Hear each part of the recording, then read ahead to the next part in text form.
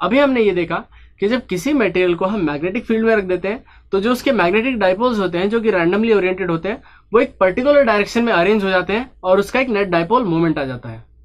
But जब हम temperature बढ़ाते हैं तो क्या होगा, टेम्परेचर बढ़ाते हैं तो उसमें वाइब्रेशन बढ़ जाएंगे और वो डाइपोल्स भी दोबारा अपना ओरिएंटेशन रैंडमाइज होना स्टार्ट कर देंगे।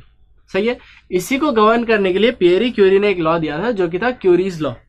According to Curie's law m is equal to c times B naught by T, जहां पे बी नॉट है एक्सटर्नल मैग्नेटिक फील्ड और t है एब्सोल्यूट टेम्परेचर। सही है। और अगर इसे मैं h की टर्म्स में लिखूं तो यहाँ पे मैं इसको लिख सकता हूँ काई इंटू एच और यहाँ पे मैं इसको लिख सकता हूँ म्यू नॉट इंटू एच। तो यहाँ पे मेरा आ जाएगा chi is equal to C by C into mu naught by T. यहाँ पे c है क्यूरीज टेम्परेचर और ये जो लॉ है वो पैरामैग्नेटिक मटेरियल्स के लिए होल्ड करता है।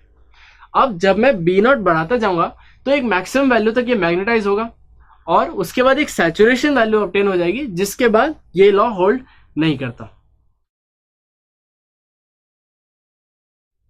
अभी हमने पैरामैग्नेटिक मटेरियल्स के लिए एक क्यूरीज लॉ पढ़ा।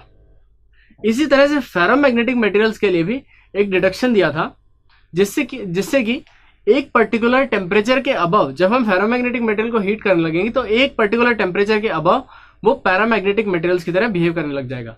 इस टेम्परेचर को क्यूरीज टेम्परेचर बोलते थे और इस टेम्परेचर के अबव जब वो पैरामैग्नेटिक मटेरियल की तरह बिहेव कर रहा होगा तो क्यूरीज लॉ क्या होगा, तो क्यूरीज लॉ उसके लिए होगा chi is equal to C by T minus T C, जहां पे टी एब्सोल्यूट टेम्परेचर है, टी सी क्यूरीज टेम्परेचर है और काई जो है वो उस फेरोमैग्नेटिक मटेरियल जब वो क्यूरीज टेम्परेचर के बाद पैरामैग्नेटिक मटेरियल बन चुका है तो उसकी मैग्नेटिक ससेप्टेबिलिटी जो आएगी वो आएगी ये।